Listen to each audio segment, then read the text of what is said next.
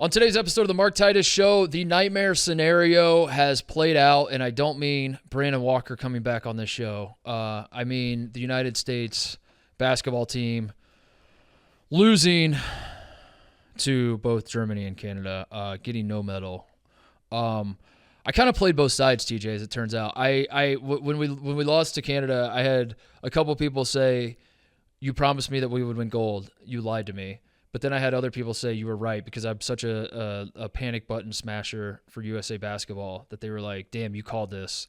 And I just want to pat myself on the back real quick because like that's a perfect way to do takes in this business is to like have a situation where half the people are like, you're a moron, you were so wrong, and the other half are like, you called this, dude. Yeah, we lost, and it sucked, and I'll have some thoughts at the end. But mostly I'm going to talk to Brandon. So we got the show Mostly Sports. We're very excited about it. We're doing a little promo for it by just having Brandon on and shooting the shit, and that's what basically Mostly Sports is going to be. So Brandon came on. We talked a lot about Colorado football. I didn't mean for that to happen, but I don't know. Colorado football is the story. I don't understand. I mean, you'll listen to Brandon and I get into it a little bit, but it does just feel like people are like having Deion fatigue. I don't really see how you can have Deion fatigue at this point because it's very much worthwhile. Like that it always cracked me up when like LeBron would just be playing out of his mind and going through an absurd stretch of basketball, and like SportsCenter would start the show talking about like LeBron scoring 9,000 points and like whatever it is LeBron did last night.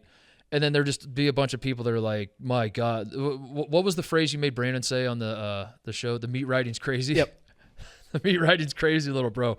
And listen, I get it. There are times where you just pull shit out of thin air to talk about. I feel like Colorado football right now is not that. I feel like Colorado football very much deserves to be the talk of the sport. And I don't know. So I talked to Brandon a little bit about that, but we had some fun today just shooting the shit. The last time, hopefully, he will be on the show because the plan moving forward is that if I ever want to talk to Brandon, we'll talk on Mostly Sports. So that's on the docket today. Talk to Brandon about a little football stuff, and then I will address the State of the Union for United States basketball after we talk to Brandon Walker. Enjoy the show today, everybody. All right, Brandon Walker is here, hopefully for the last time. Probably will be for the last time. No, I mean that seriously. Hopefully this is your last time on this show because I don't really know why I would ever have you back on this show once we launch our show and we're doing it 5 days a week every morning. It would feel weird to have you also come on this show. I feel like you can't rule it out though because one day if you have a tragic bass fishing accident or something, or you have some sort of issue, I could just be the stand-in host for the Mark Titus podcast. First of all, it's the Mark Titus Show. We're not just a podcast. We are a brand. We are a lifestyle brand. Yep. What's the lifestyle that you're promoting right now? Just like kind of like keeping it chill. Okay. Just being like, just being cool, being a guy who gets it, and just like, just being good vibes. Because I'm bringing a very sedentary lifestyle to this show. Yeah. Sedentary is just such an insulting way to call somebody's lifestyle. Yeah. It just makes them seem just call him a fat, lazy piece of shit. Yeah, just go cut ahead to the point. Just get right to it. Yeah. What are the scenarios where I'd ever have you back on this show? Like Mississippi State basketball does something, I guess. That's possible. You want to do a deep dive on like what Chris Jans has cooking, and we can't get to it on Mostly Sports. We want to, I could call him if you want. Oh, you know him like that? Oh, I know him like that. What's Mississippi State looking like this year? Pretty good. Yeah? Pretty good. We got some are we talking college basketball? That's what we're doing right now. So we got everybody back that we had last year. Went to the tournament last year, lost the play-in game to Pitt. Tolu's back? Tolu is back, and then we got a transfer from him. Marshall, Andrew Taylor, who averaged like 15 points a game at Marshall. Okay. So we got some shooters to fill in because we couldn't shoot last year. Holy shit, you could not shoot. We were the worst shooting team in the country. I watched a lot. I watched more Mississippi State basketball last year than I ever have in my life because of, we could not shoot. Because of you, frankly. Like I was like, I'm going to check this out so I can have something to talk to Brandon about, and yikes. But we'll get after your ass, though. We'll defend. Is that a euphemism? What? You don't say that? Get after your ass? You've never heard of a team that will get after your ass? But it just sounded weird. The way I said it? The way you said it. We will get after that ass, boy. We'll get in that ass. Oh, we coming. Let's talk about our show a little bit. Let's promo the show. So I'm having you on because I think I fucked this up because the idea was this was supposed. Is this coming out after? I think we're competing against. I think this. You're soaked.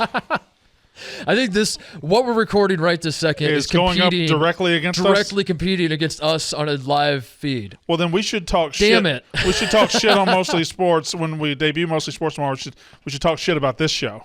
If you're listening to this right now, stop listening. And start a feud with yourself. Yeah. Just do not listen to this. Go listen to the other show. Unless you check out the other show and it's bad, then come back to this. Just go click on that show once and you can come back. Yeah, just click on all that shit and follow all the shit. So we've done 2 test episodes. We were going to launch on Monday. I pointed out that it was 9/11 and we probably shouldn't do that. I think it was partially like the tone, and I genuinely mean this. I'm not even trying to make jokes. I thought like if we, this morning tried to get everybody's eyeballs so we can make jokes. Hey, everybody. Yeah. Here we are. Hey, not sure what everyone's doing right now, but if all eyes could be on us, please. I felt like that would be weird, but then also just that being kind of like, it just felt like bad karma or a bad omen to like launch a brand new. If we had already established the show, I think we'd do a show this morning, obviously, but it was just like, I don't think that's the day we launch a brand new thing. No. So we've done 2 test episodes. Well, how have you felt so far? I felt like the first one was better than the second one. I agree. The first one was better. What does that mean? The burden on the second one was that it was Monday, and we were recapping an entire weekend of football, the first weekend. So we were kind of a little too businesslike on it. So the first one had a mix of great, perfect, pure sports talk and a little bit of tomfoolery. I felt like too, coming in this morning. We are one test kind of guys. Like I feel like we're the 2 tests was probably a little much anyway. Yeah, that's what I think. Yeah. I think we both were like, why the fuck are we doing another? test? TJ does these. We're doing it for him so he can time out the show. He does these in his sleep, so I don't know why we're testing these so much. So I think that's what I'm hoping at least, because I don't know. I feel like we're a football team that had mixed results in preseason, and you can kind of look at whatever you want. We didn't even play our starters today. We did not play the starters. We didn't play our starters. We were just. Yeah, we know when we get time, when the lights go bright, we're going to be ready to go. Yeah. What do you want to talk about in the sports world? Man, we could talk about college basketball. We could talk about college football. We could talk about. I want to talk to you about college football. That's your thing, and it's one of my things. But I'm versed in many sports. Last time you were on here, you were not super excited about week 0, and it kind of sucked, did it not? Yeah, it did. Yeah. In fact, week 1 wasn't great. Week 2 was pretty good, and then, oh my God, Mark. This week's bad. You agree with me now, right? Yeah. This week is bad. Tennessee, Florida might be the best game, and that's an awful game. Well, the Fox is going back to Boulder for like the 8th time already this season because they're just going to do the whole season in Boulder. I think so. They were looking at they were supposed to go to Illinois, Penn State, and then they saw Illinois play Kansas, and they're like, right, yikes. Yeah. So they're going back to Boulder. The Deion thing that you've been taking a lot of shit from people around the company because obviously people love Deion because does he still work here? What is he? He doesn't work here anymore. He worked. He got here. laid off. I probably I think he just stopped showing up to work and then went and coached that football team. We're still probably paying him like $2 million a year. Whatever this entire room is making right now, quadruple it, and that's his April. Yeah, from Barstool, I mean. Yes. Yeah, from the bars. Yeah, mm-hmm. That's his April salary. But people, rightfully so, have very high things to say about Deion. Love Deion around these parts. You seem to be like the dissenting opinion, but at the same time, you have been upset that you've been pegged as this guy. But can you go on record and say now Colorado's 2-0? How do you feel about Deion Sanders? I think Deion Sanders is a breath of fresh air in college football. I think he's going to make Colorado possibly a Pac-12, well, not a Pac-12, but a Big 12 contender in the years to come. I think he's got it figured out with the transfer portal, but I do not think Colorado will finish this year as a very good team. I think they'll win 7 games, which is remarkable considering where they were last year. They won 1 game. They were dead. They were lifeless. He has injected life into the program. Shedeur Sanders is one of the best quarterbacks in the country. But the Pac-12, as it is currently made up, might be the best league in America this year. It is really damn good. Oregon, Washington, Utah, USC, Oregon State is very good. And now Colorado is Washington State. Colorado is trying to join that mix. But there's a lot of good-ass teams in that league, and I don't think going 6-6, I don't think saying he is going to improve their win total by 5 games this year is an insult. So you think 6-6 is 7-5 maybe? But what's their schedule? I got to pull up their schedule. Well, they're going to win. They're going to go 3-0 this weekend when they play Colorado State. Then they got Oregon and USC back to back. Right. At Oregon and USC at home. Now, if they beat Oregon on the road, the USC-Colorado game might be the most watched college football game in the last 20 years. Of all time, really. It's going to be gigantic. But beating Oregon on the road is a very, very tall order. That's also a national title contender, Oregon. But Oregon hasn't looked – I mean, Oregon – I watched that Texas Tech game. Here's the thing. They are good, but, like, I mean, come on. They're not – They looked exactly as good as they needed to look. They beat Portland State 81-7 in the opener. That's a nothing game. But they won a road game at Texas Tech. And Texas Tech looks like a bad team because they lost overtime to Wyoming in week 1. Texas Tech is not a bad team, and that win for Oregon, that road win, is going to age terrifically for them. No, I don't mean to say Texas Tech's a bad team, but Oregon, I watching them play Texas Tech, I wasn't like, Colorado's no shot beating these guys. But they went and won a road game. Yeah. I think Oregon and winning at Alton Stadium in Eugene is very difficult. I agree. And I just think with the quarterback they got, they're going to be a matchup nightmare for Colorado. All right, so Colorado State Saturday 3-0. That's 3-0. We'll say at Oregon, as you said, versus USC. Let's say they lose those two. 3-2. At Arizona State, they're going to be favored. I think that's 4-2. Yeah. Versus Stanford, 5-2. 5-2. At UCLA, 5-3. UCLA is pretty good. Yeah. Yeah. Okay. I think we're going to land on 6 or 7, which is Oregon State at home, Arizona. Oregon State's at home. better than they are. Okay, so your forecast is basically like every 50-50 game they're not going to win. That's like not every because like Oregon State at home, they're probably going to be favored in that game. They're not going to be favored against Oregon State. At home? No, I don't think they will. I don't think they'll be favored against Oregon State. They were favored by 3 against Nebraska, and Nebraska's trash. They beat them, but that's what I'm saying. Everybody's still working off of like this unknown Oregon thing. State is by this point in the season, they're beating the shit out of everybody. Oregon State won 10. They won. I think they won 9 regulars. I think they won 10 games last year. They beat Oregon last year. Oregon State's good. That's what, I know all these teams are good, but you're basically saying every time Colorado plays a good team, they're going to lose. No, but I'm not calling those 50-50 games. I'm saying I do think. Listen, they beat TCU. That's great. I don't think TCU is nearly as good as half the Pac-12. I think the Pac-12 again. It's being looked at as an insult to inject a little bit of realism, a little bit of. But who's asking for the realism? Who wants this? What's the market for this? Who out there is like... What's the market for the entire company saying Deion's the greatest thing since sliced bread? The entire company's doing it. This is rejuvenated college football. That you can... I don't think it's rejuvenated college football. I mean, it's the biggest story in college football. Okay. I'll give you that. It's the biggest story in college football. But I think there are also big stories throughout college football. I think the resurrection, I think Notre Dame being as good as they might be this year is going to be something to monitor going forward. I think USC being as good as they've been after the last decade for them is huge. And I do think Deion is the biggest story through 2 games of this season. But will he be the biggest story through 6 games, 8 games, 10 games, 12 games? What? You're just kind of moving the goalposts at that point. That's not moving the goalposts. We're living in the reality. Like I don't know the future as to whether they're going to win. But what we've seen out of Colorado so far tells me that they are very much a good football team. They're not just like a flash in the. It's not like they're not just like we're not talking about them just because their coach is Deion Sanders. I don't think calling for 6 or 7 wins is calling them a bad football program in any stretch. I think it's a little insulting to call a ranked team that like just beat the shit out of their rival. Like because Nebraska, it's easy to say Nebraska stinks, and Nebraska's not like Nebraska was never going to contend for the Big Ten, but like Nebraska, you and I both know that they're not a horrendous football team. They're not horrendous. I think they're pretty bad. That quarterback is awful. Mark. That quarterback does not belong at this level of football. He couldn't get anything done at Georgia Tech, and he turned the ball over 3 times by himself, just dropping the ball. Nebraska should have beat Minnesota and they didn't. I get that, but I'm saying like Nebraska has talent. Like it's not. Why are you so protective of Colorado? Because I think it's an unbelievably fun story, and I think that anybody. But don't you think it's still a fun story if they win 7 games?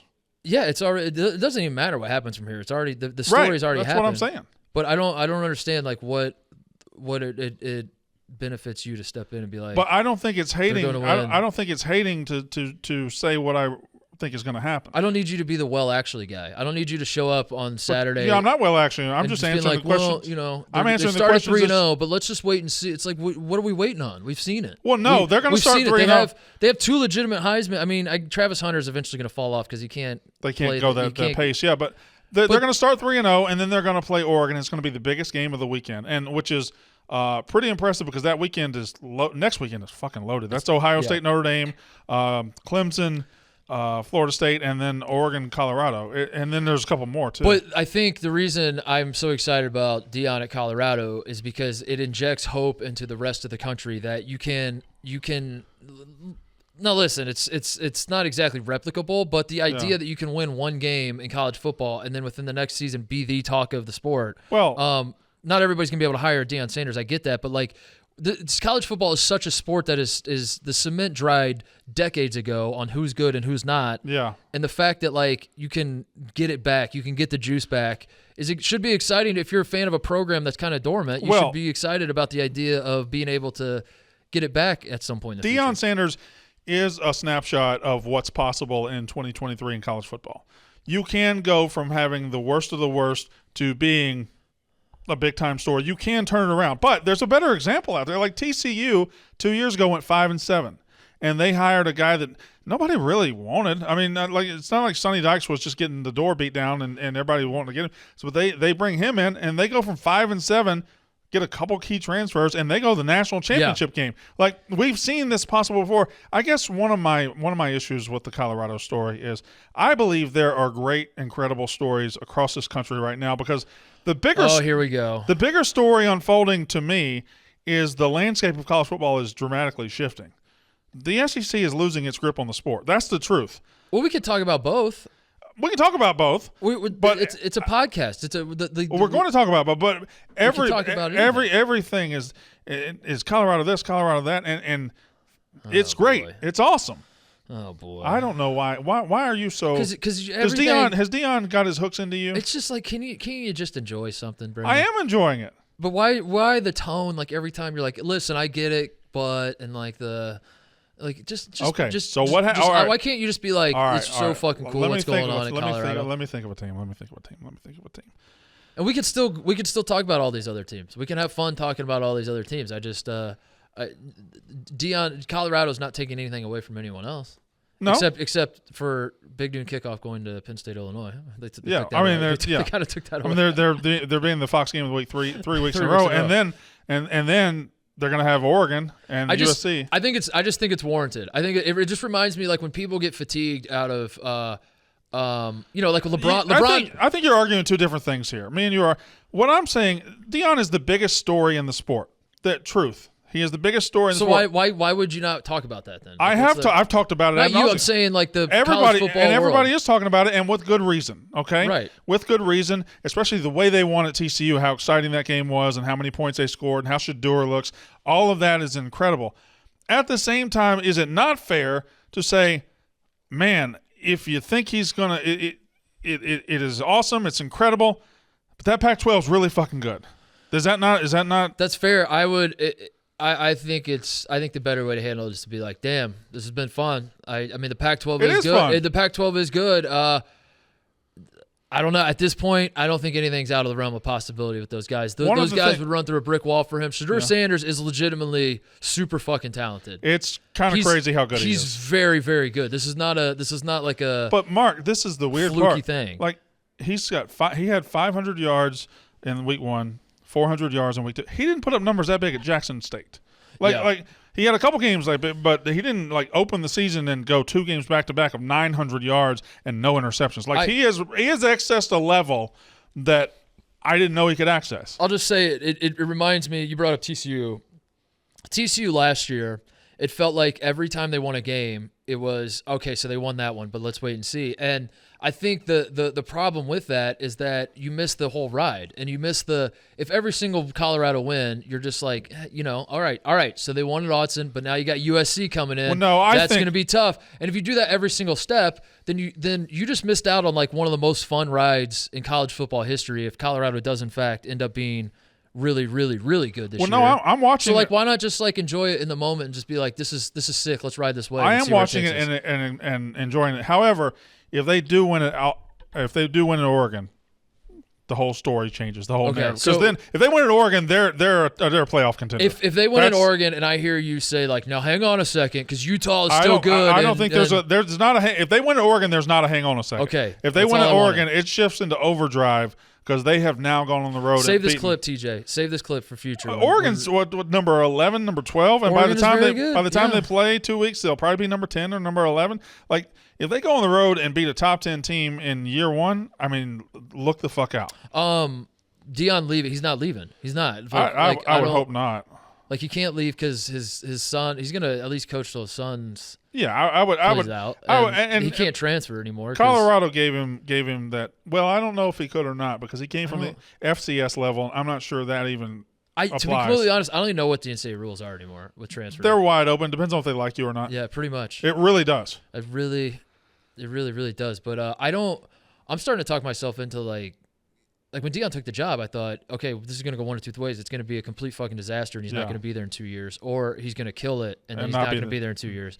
But now I'm starting to talk myself into like, if you do have just incredible, if you have the level of success to where like Alabama, I guess you got to go to Alabama if that was to happen. But like if you have the whatever level of success it will take to get the big boys to call you, if you can.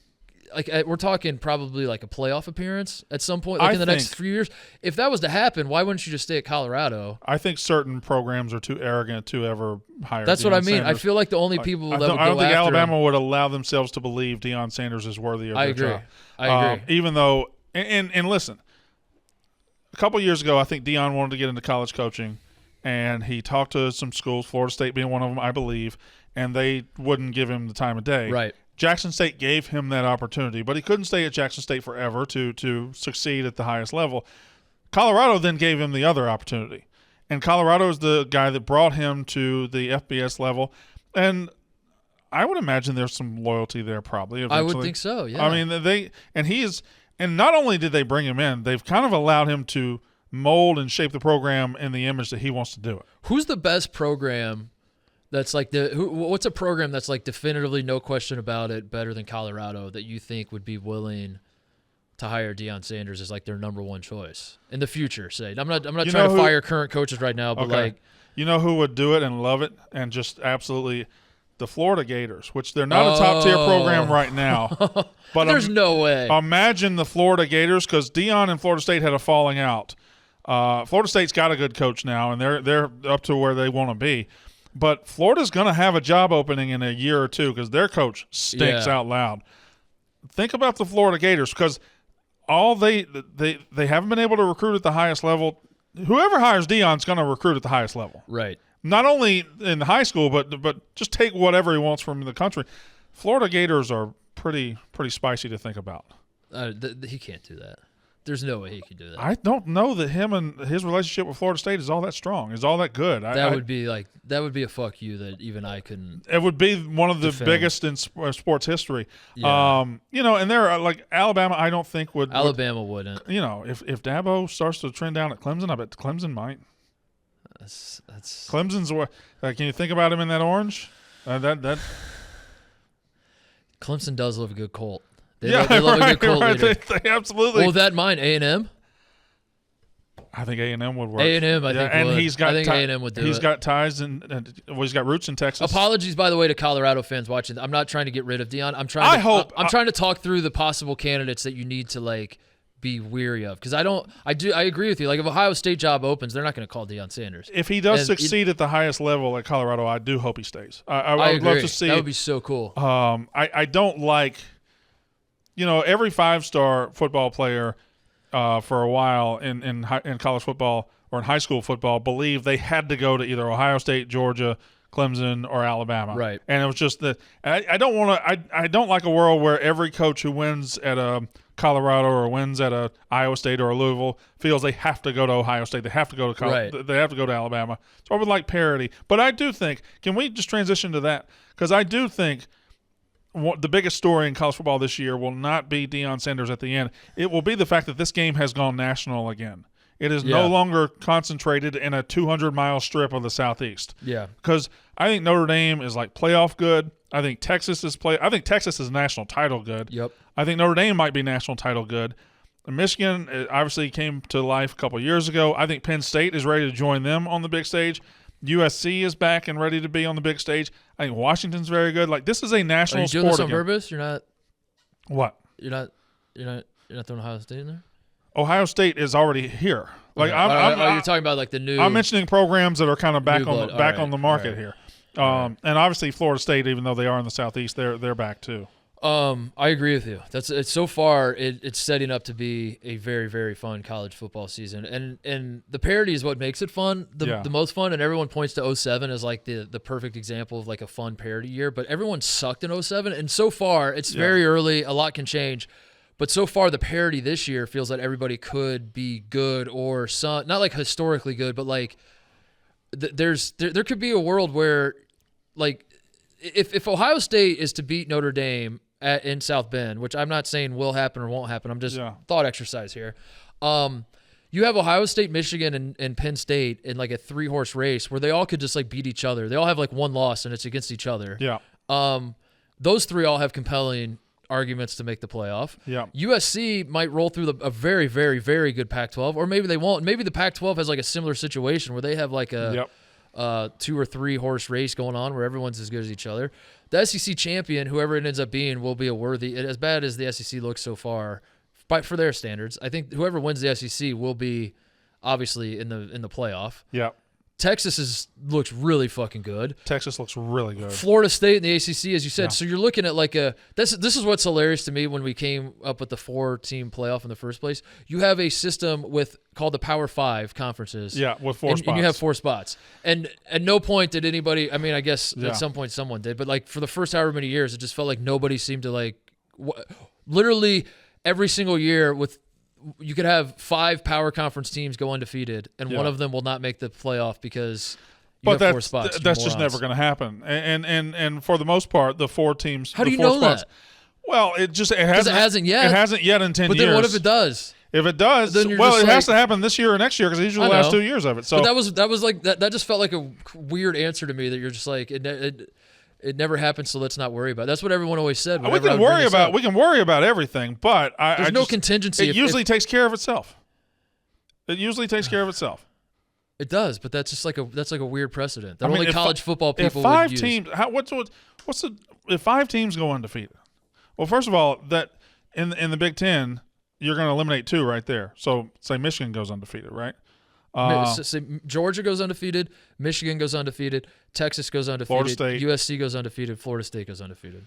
That would be a mess. That would be a fucking mess. That would be a hot ass mess. Is what that would be. One of those 5 has to miss the playoff. Yeah, that would have fun breaking the news. That would be tragic. But I mean, going undefeated is very fucking hard. You're right. It does sort itself out, but at the same time, it's just like no 16 seed ever loses to a 1 in the tournament, so we don't have to worry about that. But then now it's happened twice in a few years. I was noticing the other day my brain just doesn't work as much.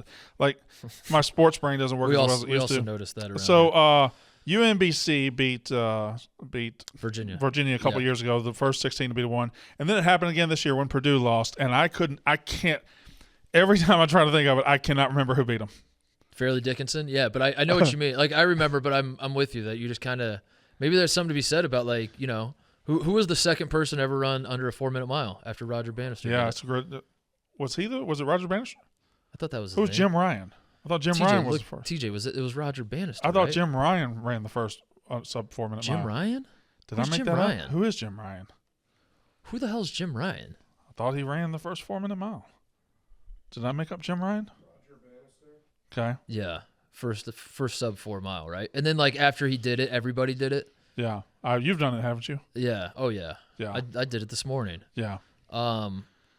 But yeah, it was after he did it, he like showed everybody it was possible. I think that's what UMBC did. I guess now nobody remembers that. I guess I'm thinking more about this Colorado thing. Yeah. When it comes to the biggest story of the college football season, I feel like deciding what the biggest story is going to be through 2 weeks is a little crazy, isn't it? Yeah. I would say part of it is that it was kind of the story of the summer as well. So there's a lot of inertia behind this. Yeah. There was a lot of It was also very Let me give you a second to let me marinate on that for a second. So we're both right. Yeah. But I'm more right. I'm not really sure why I knew that. that was kind of weird. One of those rare occasions where being right is actually very embarrassing. Jim Ryan. Oh yeah, he was the first high school guy. Well, that's the only sport. That's the only kind of sports I follow.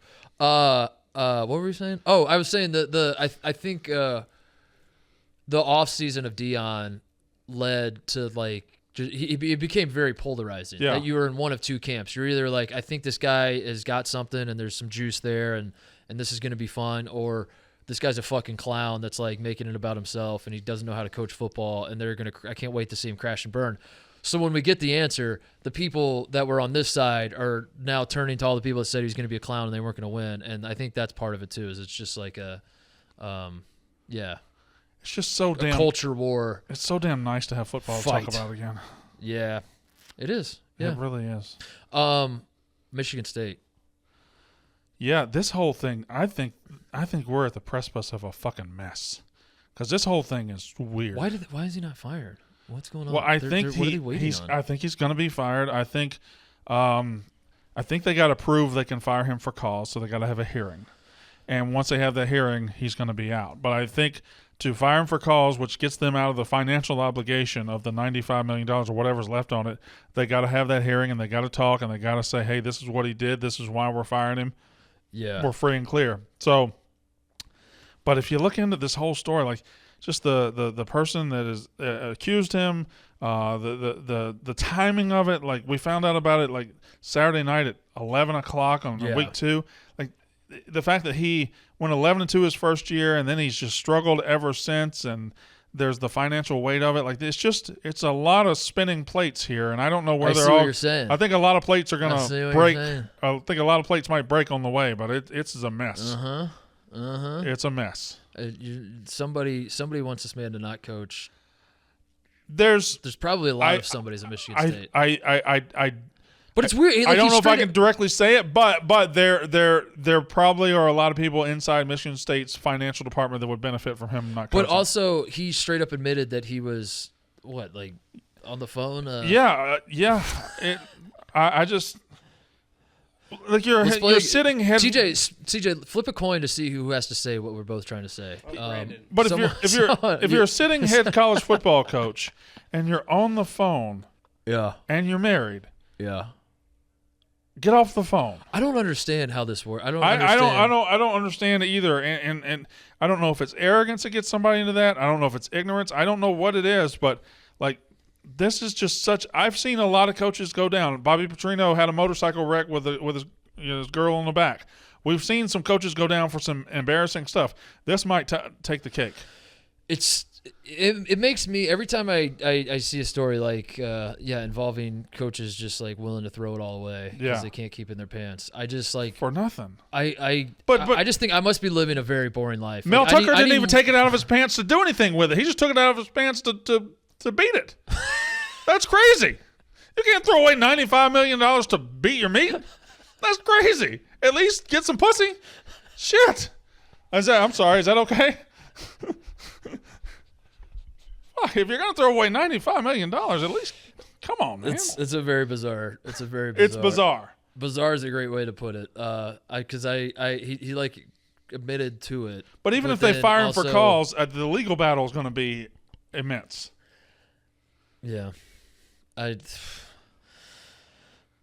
Pat Fitzgerald, the Michigan State, they can't because like has Pat Fitzgerald been exonerated yet? No, he hasn't. He's got a legal battle on his hands. Because I thought his like the immediate fallout. It felt like I don't know.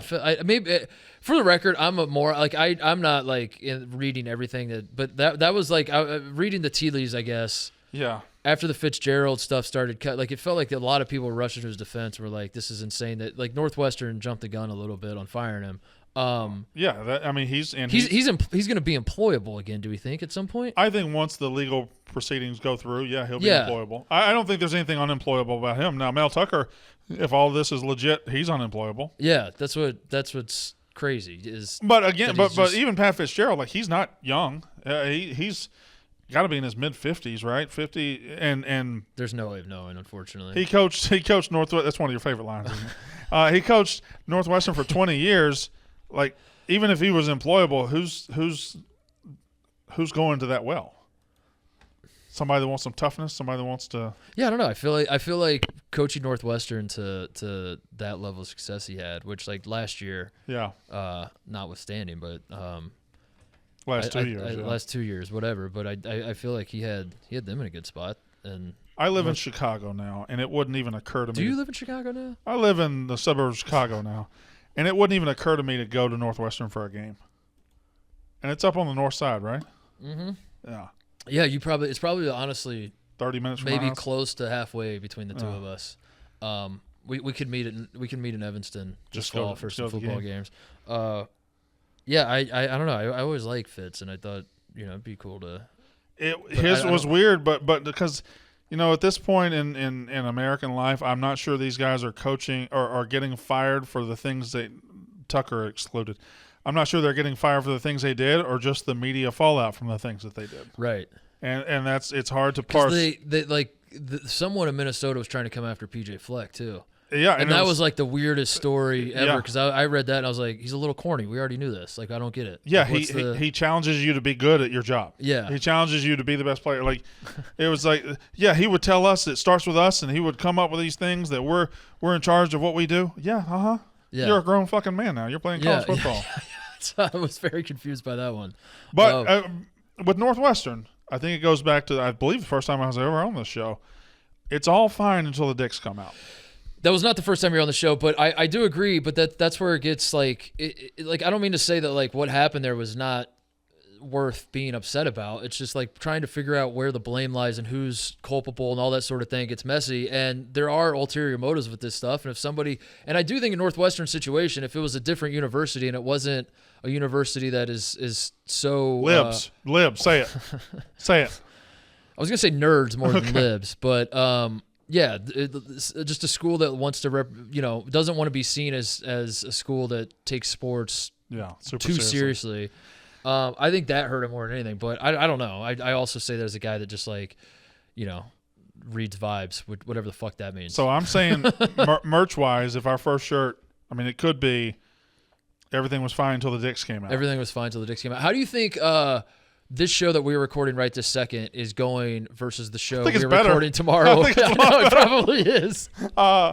Everybody's watching us live and they're like, "This sucks. I'm gonna flip over to the Titus show." They're so much better on the Titus show. Yeah, well, this is a looser conversation. We're not trying to do a show right now. We're just doing it, right? So what can people expect from most sports? We're figuring it out. That's all. It's going to be great. It's going to be a conversation. What was the practice, Brandon? It was going to be a conversation just like this is practice. What was the practice?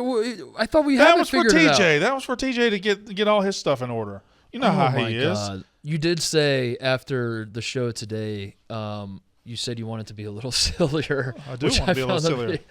I don't know why I find that word so funny. We didn't do guys naming dudes today. And we're going to need guys. Yeah, the piss pipes are at it again. I think those are the shit pipes. The shit pipes. We're going to need guys naming dudes. You want to do that every day? Kind of, yeah. Okay. Don't you think that's an easy clip every day, TJ? TJ said yes. And remember, TJ was my producer before he was yours. Yeah, that is an easy clip. That's my fear with this show with you is that you're going to want it to do numbers. Now, the appeal of this show that we do here is that it does not do numbers. The Mark Titus show, we just do vibes, man.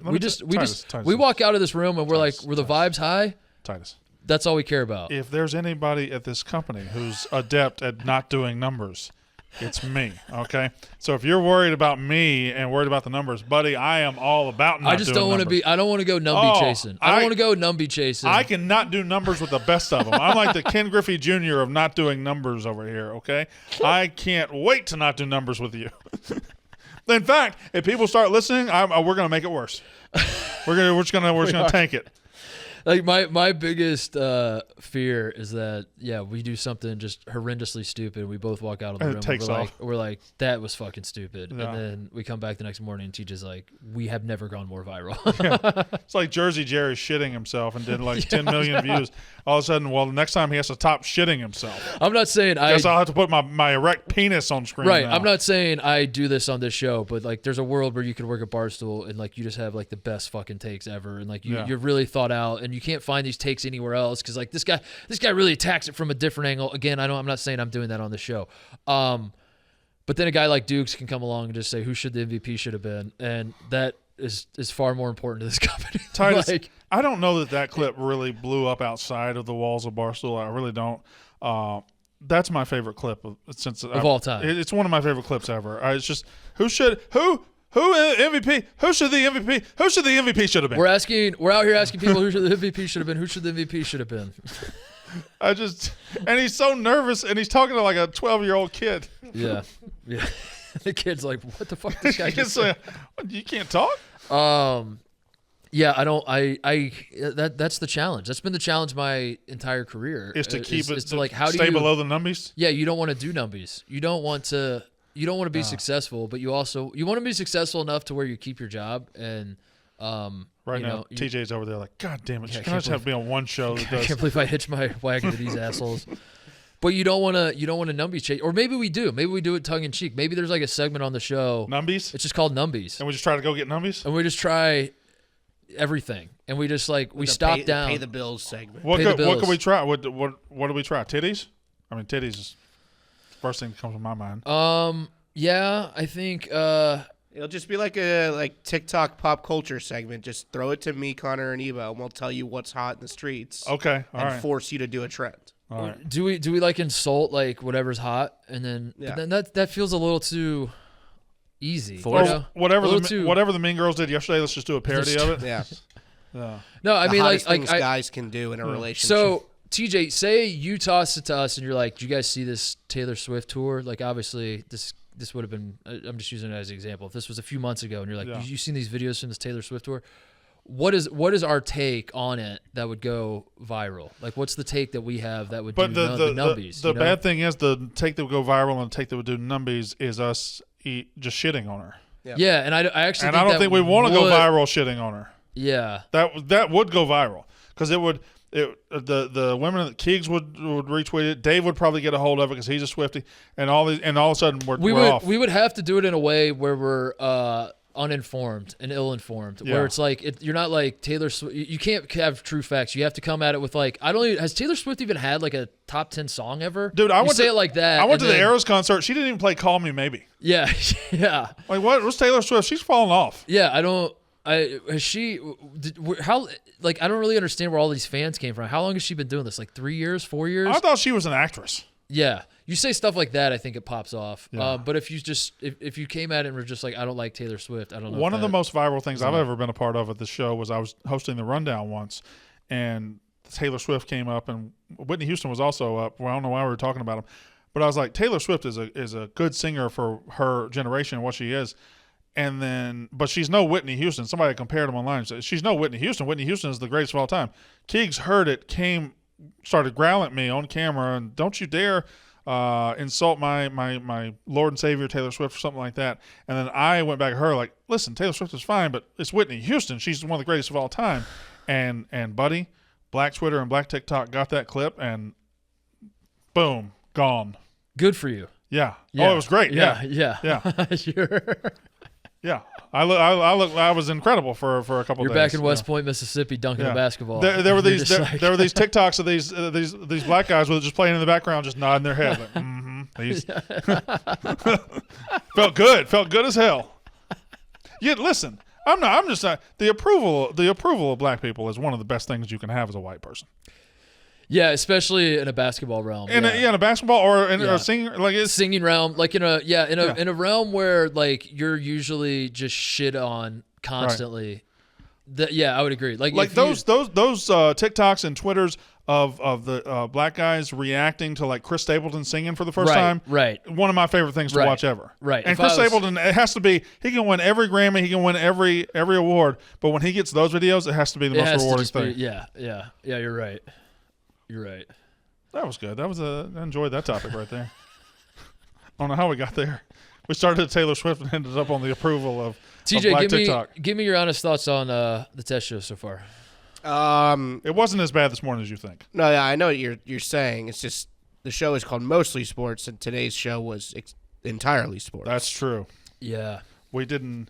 I thought it was fine today. I thought it was all right. good. Listen, people are excited from what I'm reading online about having like a straight shooting like sports take show. That's what I'm worried about, Brandon. That's why we were saying but I think Don't point at there's me, a Mark. balance. When Okay. you're saying be sillier, I think what people want is that there are. I think there's a balance of silly and sports. Okay. Sorry. Yeah. Sorry. Oh, we need to text Ebo and tell him the prep sheet is entirely sports. Right. Give us a little mostly on We that. need a little mostly. Yeah, like if there's He in his defense, he did text me asking for non-sports topics today, and I just responded It's 9/11. 9/11. Like Yeah. I didn't Yeah. know how That's to. tough. Yeah, this was not a good day to That's not what I be mean. non-sports. That's- Good job, Mark, for saying this was Yeah. probably not the But best the day to launch first, a new show. this is why we do the test to get the bad one out of the way. No, I think and you're today good. wasn't bad. It was not bad. I just like the Friday one better. Yeah. But that's gonna be true of every. If you compare every Monday versus Friday show we do, I'm gonna go ahead and guess that the Friday shows will be. I'm more going to throw fun an idea at you. than the Monday shows. Just we're talking, just me and you Sure. right now. Nobody's Sure. listening, right? Because you don't do numbies. We're in this box right now. We open at 9 and we're going to 10. We've done both test shows in an hour. Right. We can go an hour 15. We can go an hour 20. We can go an hour. Now and a we're talking crazy. Now we're half. Right. I mean, what stops us from going an hour 20?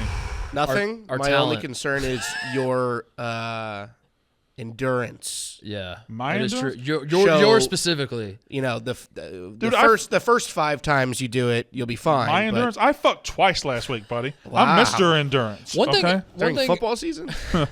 One thing I'm noticing, the more stuff I do with you is, and I said this to TJ on the last show we did in here. Yeah. It does feel like most of the people that are interested in the show we're going to do together only like one of us, and they don't like the other one. And like the people that like you think that I'm just like very fucking boring, Yeah. and I'm not a Barstool guy. Like he just like he's fine. He seems nice enough, but like he doesn't really get Barstool. I don't know what they saw in hiring him. He's a Yeah. little too much of a straight man. And then the people that like me think that you're just a fucking buffoon. Yeah.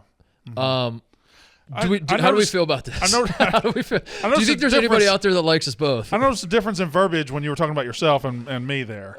I just read. They think I just don't kind of. They think I don't quite get it, but they think you're a goddamn moron. I can't control what the comments say, Brandon. I'm just reading the comments. I think the uncommenters, the 90% of people that just watch it are gonna love the combination. the silent majority. Yeah, I think is they're what gonna you're love. saying. I think they're gonna love the combination. Because yeah, I think it's gonna be great. Because I'm the straight man and you're the other guy. The gay man, yeah. Yeah. Which I will be coming out as homosexual on the first episode of That Mostly would do Sports. numbies. I'm gonna have to come out like twice a week. and then retire from being gay, and then we'll cut the clip off. And then I might come out as gay and then like go back in. Yeah. Is that how when you renounce your gayness? That's not coming out? That's going back in? It's a spectrum. How do you renounce your gayness? I don't know. Remember that clip of the black guy at church saying, "I don't like men's no more. Oh yeah. Yeah. I'm delivered," or something like that. What do you got? Like the heel? But He you got yeah. hands. You I got don't the like hands? men's no more. Yeah, and but no, I Who was think- It's Benny Hanna is the only name coming to mind. Benny, You mean which I Benny, know is not the Benny guy. Hinn. Benny Benny Hinn. Hinn. Yeah, where he The hits him guy with the coat. Yeah, he hits him with the coat and they Yeah. fall down. You ever Yeah. go to church like that?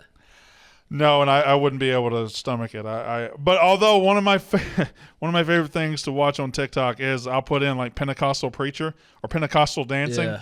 and it'll be the white people that just dance and do all, and they'll put rap music over the back of it. Oh, I love it so much. I love seeing church people dance to rap music. What denomination were you raised? I was raised Baptist. Same. Yeah, Same. I was raised Baptist. My wife was Presbyterian. We've been going to Presbyterian churches for most You guys of our going to marriage. therapy to get through that? No. Okay. No, I just whatever she says goes. That always cracked me up when like the Baptists and just the denominations of Protestants. Presbyterians are just It's Baptists who can drink. That's what I mean. It's Right. like so granular, the differences between these denominations. You'll- But they every little church or every little town in the South, you'll have several Baptist churches, but you'll have one main big Baptist church. yeah. Then you'll have one big Methodist church, which is a little more liberal. You'll have a Presbyterian, then you'll have an Episcopal who just gets drunk all the time. And then it just goes off. Like my town, I think might have had a Catholic church, but I don't know. I was raised a Baptist in Indiana, which is a rarity because like Baptist is mostly Southern. That's when people think of Baptist. Ricky Rowe's family in Indiana was Baptist. Remember on Blue Chips?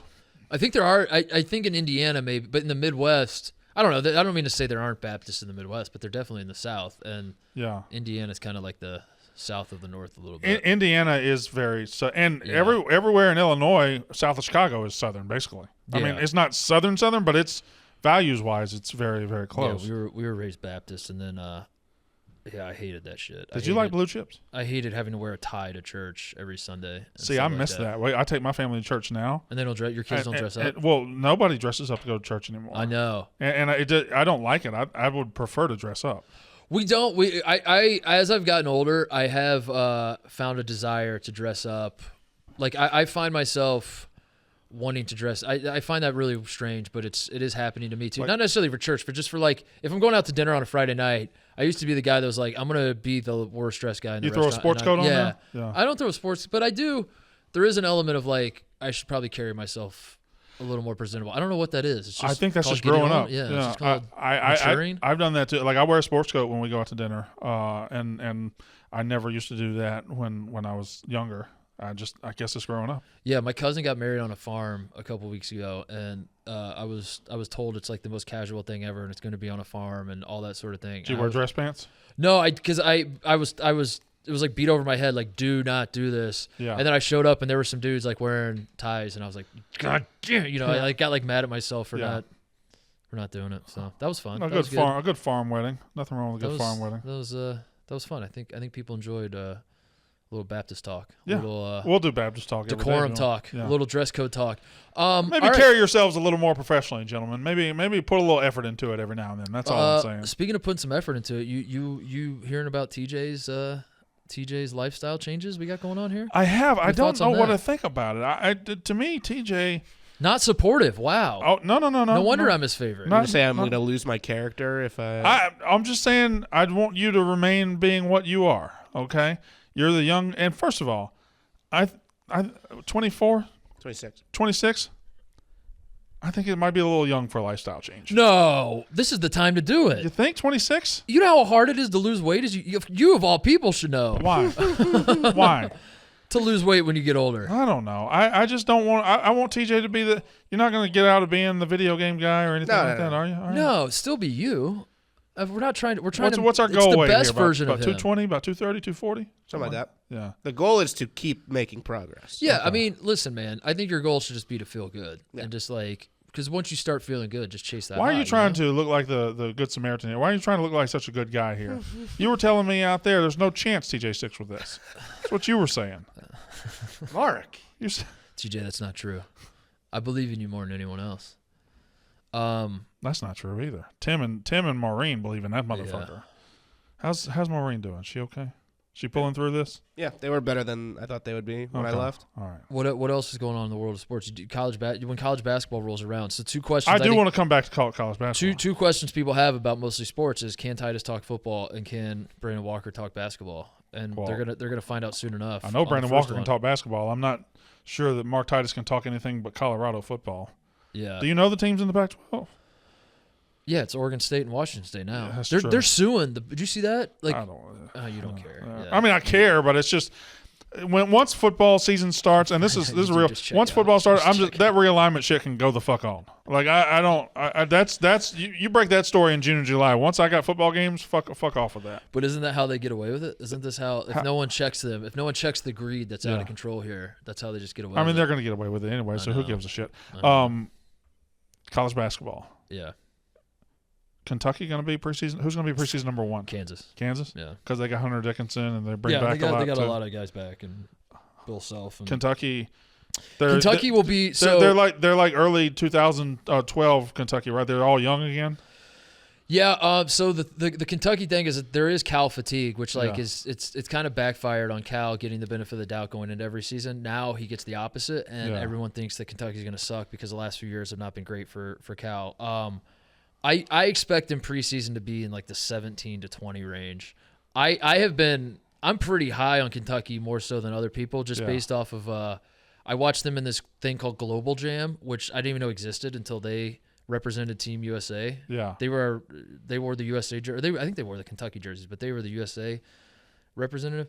They played pretty well together, and I was like, I think I'm higher on this Kentucky team than. See, my mind is just I cannot cannot remember who won the national. Okay, I got it. Oh, it was the crazy Final Four. It was UConn, FAU. I'm doing a show with this guy? UConn, FAU. See, they all run together, right? They all run together. Unless I'm in Connecticut. Kansas won the year before. How are you good at trivia? You remember Baylor what won. happened in episode 4, season 3 of The Cosby Show? I sure do. Yeah. You don't remember who won the national championship in basketball? It just takes me. I just have to think about All it. right. I have to think about it these days. All right. Brandon Walker. I don't ever want a Final Four like that again, Mark. I really don't. I know. Most people Like, say it was that. awesome to say it happened, but I don't want that again. This is a huge year for college basketball because I'm not a doomer. I'll never be. I'll watch college basketball. I've made this point a million times on shows I've done that there's no circumstance that'll lead me to stop watching college basketball. But I do feel like this is a boom. This is kind of a big year for getting the public back into college basketball. What needs to happen for that? I just think with all the changes that have happened in college sports that like college football is capitalizing on it so far, where it's been a fun year.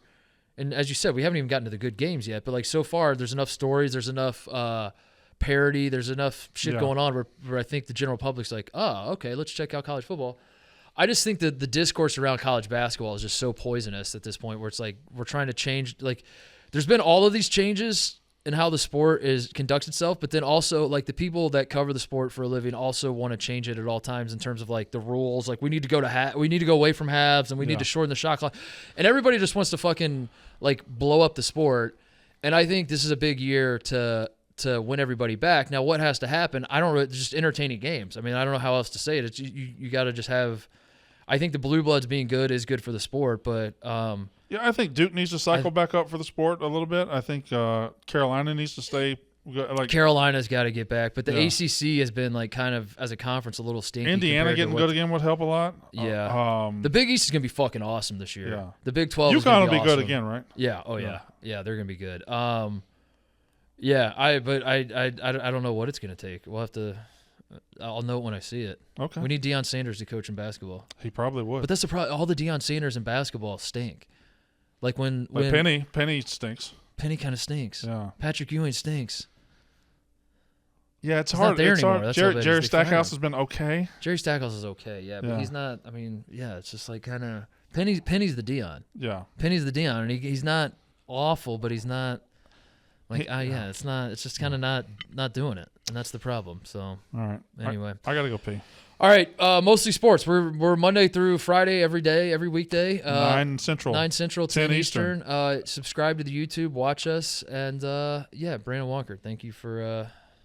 I think we're gonna get sick of each other pretty quickly, but I think that's when the shows will get really good. Well, we can't have many days like today. Yeah, we did a lot of shows together today. We have been together since 9 o'clock.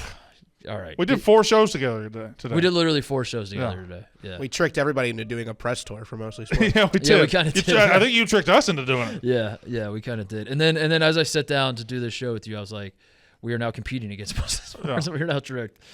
All right. See you tomorrow. Quick break to talk about our friends at Gametime. Gametime is the exclusive ticketing partner of Barstool Sports, created by fans for fans. Gametime is the ticketing app that makes it easier than ever to score last-minute deals on tickets to sports, concerts, and shows, and they guarantee the lowest price. Football is back. Baseball playoffs are coming up. A lot of seam heads out there love baseball. This is the great time, but baseball does kind of take a back seat once football comes back. But boy, there is nothing like playoff baseball, and it is coming. You know, for a lot of people, playoff baseball starts before October because you're fighting to get into the playoffs in the first place. I'm fired up about that. I'm fired up that I live close to Wrigley Field, and there is a potential, knock on wood, crossing the fingers, but I think it's looking promising that the Chicago Cubs may in fact host some playoff games at Wrigley Field, and I will very, very much be going to those games, and I will be doing it through the help of the Gametime app. The biggest last-minute price drops can be found on the seats you thought you could never buy. They'll even credit you 110% of the seat price if you can find a better deal elsewhere. I'll say that again. They will credit you 110% of the seat price if you can find a better deal elsewhere. You can also get limited-time discounts with exclusive flash deals. The purchase process takes just 2 taps and 10 seconds, and once you buy your tickets, they are delivered directly to your phone. No printer needed. The app also allows you to easily share tickets with friends via text, so you can get into the game seamlessly. Skip the hassle and enjoy the moment. Download the Gametime app or go to the website, enter your email, and redeem code Titus for $20 off your first purchase. Terms apply. All right, thank you to Brandon. Again, one last time, I'll plug it. Mostly Sports. It is the show. I've said it a few different times on this show. I think it'll be my primary thing I'll do. I want to keep this show going. I still want to have bring people in here and just kind of have some fun conversations with them one-on-one. And I still like this little corner of Barstool that we've built with this show. And certainly when college basketball season really gets going, I'm going to this show is going to be so much fun to do. So this show's not going anywhere. We're going to still do this. But yeah, Mostly Sports, I'm really fired up about it, and I think it's going to be awesome. So if you're so inclined, go subscribe, go follow everything, and see where the show with Brandon goes. And if you're someone, like I keep saying, like you only like one of us, I assume it's me because you're still listening. Yeah, watch me make a fool out of Brandon every day, because that's what I plan on doing. Before we get out of here, I want to talk about the United States losing to Germany and Canada.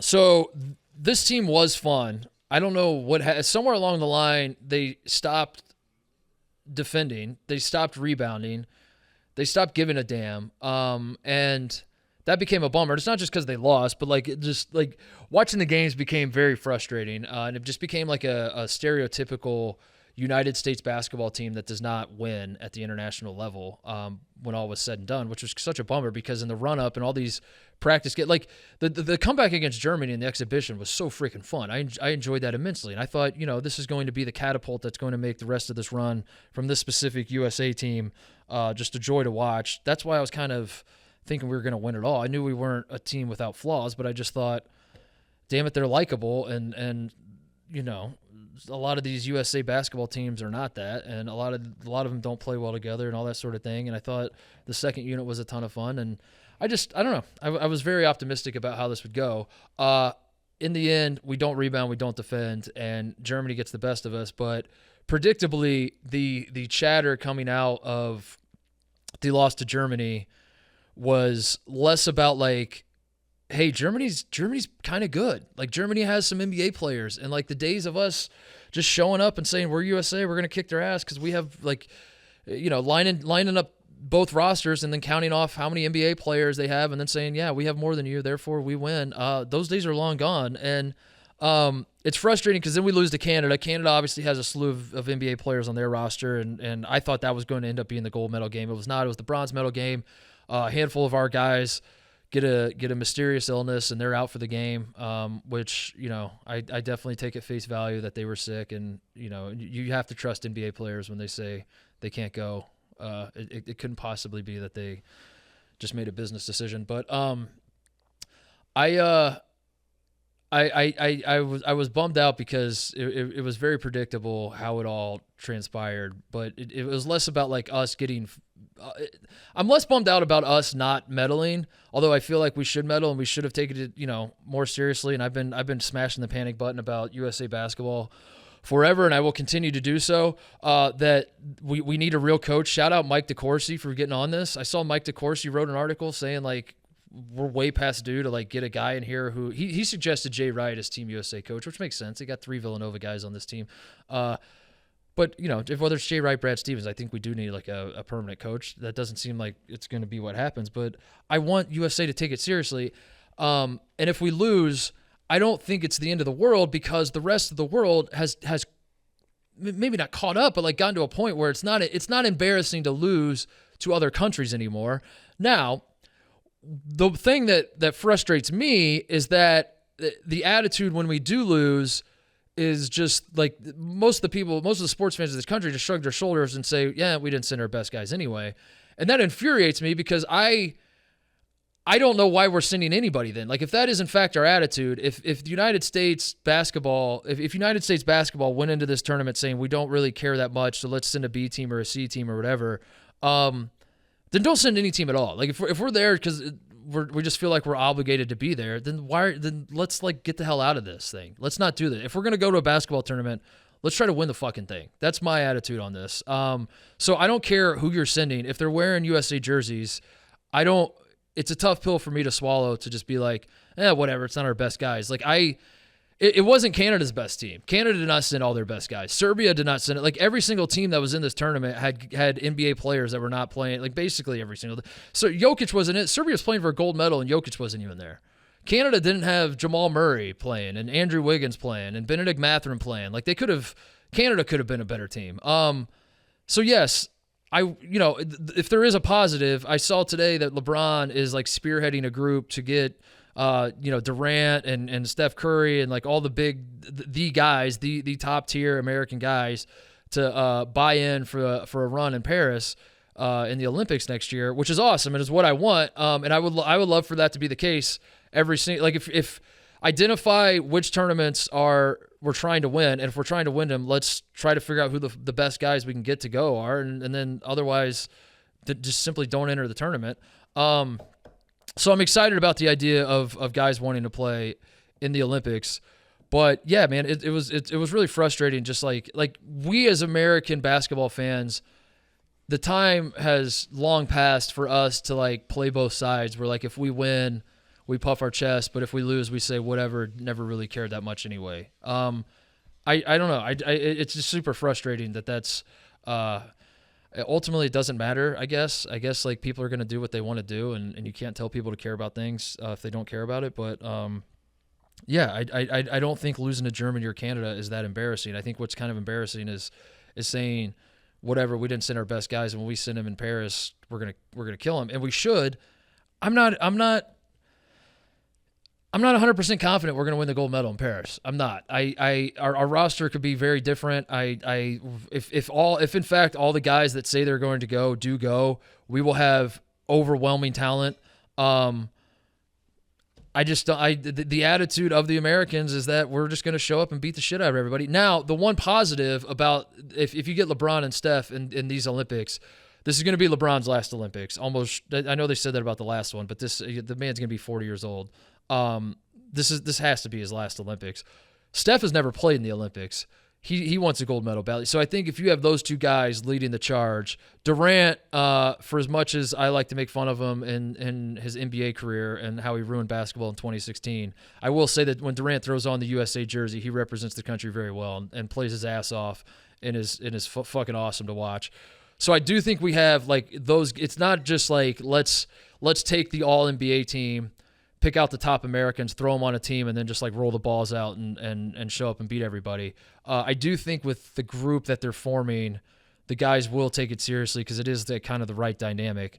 But yeah, I will continue to say like I'm concerned moving forward about the attitude of USA basketball because I do think that there is a world we go to the Olympics and we're like now watch because we're sending our A team, watch us flip this switch, and we flip the switch.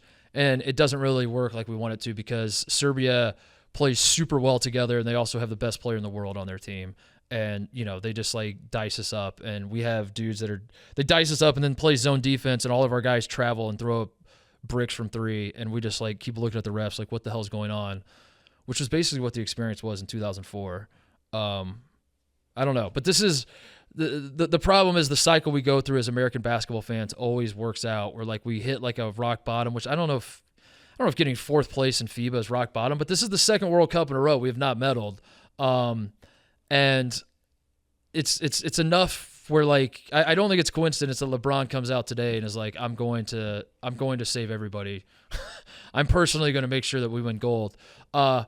And then we will go win gold, and that'll be awesome, and I will be cheering it on. But then, like the unfortunate reality from us winning gold in France will be that it just kind of affirms that like that's how we can just handle all this stuff. Is like just kind of care less and less and less until we lose in embarrassing fashion, and then call in the big dogs to come kick everyone's ass, and we'll just get stuck in that cycle, and it's just frustrating. That's frustrating. That's all, TJ. I think that's a fair point of view. Is that If you don't tell me the World Cup doesn't care, because if it doesn't care, then let's send college kids because they'll care. I don't know, like they'll at least play hard. Like we won't win, but if we're gonna get 7th place, at least like if we send college kids when everyone else is sending NBA players, at least at that point you're very much openly saying we really don't give a shit about this thing. Send Kentucky, to play in the World Cup. But if you were going to send a roster full of NBA players, NBA starters, guys who are very very good in the league, that are getting max contracts, you're going to send a roster of those guys to play in an international tournament. You cannot then tell me that we don't give a shit when those guys lose. That's just like that's annoying as hell that's where we've arrived. But that's where we're at. So if LeBron puts together the super team that they're talking about him putting together, is that like an instant win in Paris, or you think that they would still like face trouble teams? I think that they would. Not the problem. That's a good thing, but like they can bring their B+ game and still win gold. Right. Now where it becomes a problem is that they are going into it knowing that, and I don't want them to go into it knowing that. I want them to go into it thinking they have to play A+ basketball, and then if they do play B+ game, they're like, oh, whatever, we still won.